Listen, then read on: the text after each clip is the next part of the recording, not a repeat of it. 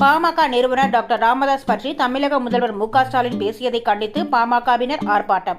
தரையில் புரண்டு தர்ணா செய்த பாமக நிர்வாகி குண்டுகட்டாக தூக்கி கைது செய்த காவல்துறையினர்.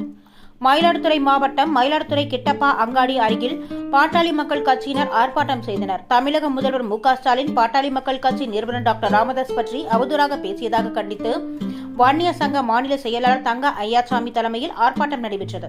ஆர்ப்பாட்டம் செய்ய காவல்துறை அனுமதி தராத நிலையில் மீறி ஆர்ப்பாட்டம் செய்ததால் 100க்கும் மேற்பட்ட பாமகவினரை காவல்துறை கைது செய்தது. ஆர்ப்பாட்டத்தில் பாமக முன்னாள் மாவட்ட செயலாளர்கள் குத்தாலம் கணேசன், பாக்கம் சக்திவேல், சித்தமல்லி பழனிசாமி மற்றும் ராஜ்குமார், செழியன், கமல்ராஜா, முட்டைக்குமார், முத்துக்குமார் உட்பட மாவட்ட நகர ஒன்றிய பொறுப்பாளர்கள் கலந்து கொண்டனர்.